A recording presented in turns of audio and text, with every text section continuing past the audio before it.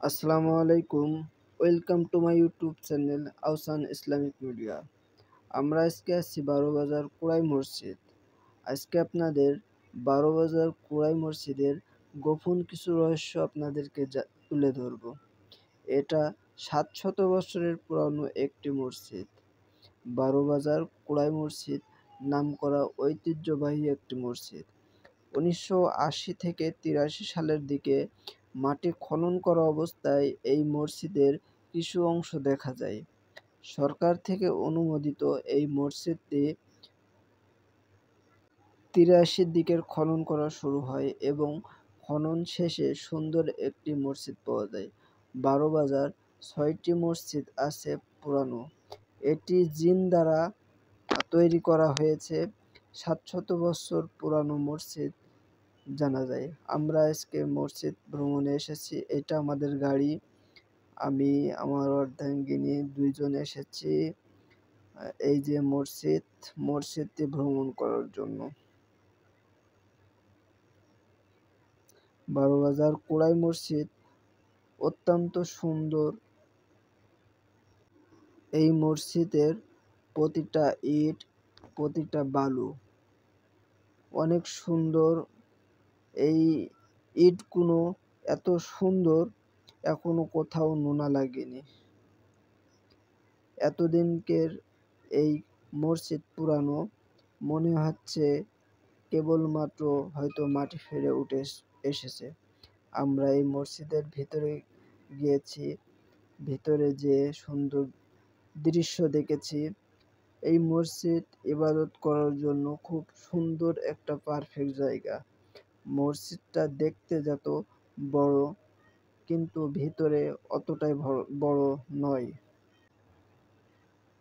এই মসজিদে আমরা যেই দেখি একটি মহিলা ইবাদত করছে, আল্লাহর গুণগান করছে, নাম জপছে।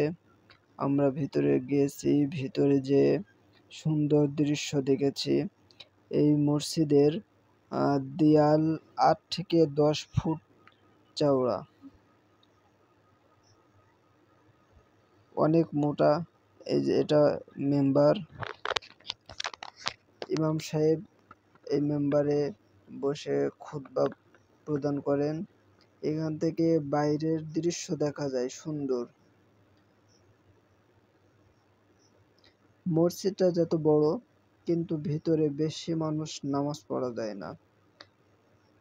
শুক্রবার জুম্মার দিন এই মসজিদে অনেক দূর জেলা থেকে অনেক মানুষ আসে নামাজ পড়ার জন্য এবং শান্তি নেওয়ার জন্য, মনের তৃপ্তি নেওয়ার জন্য।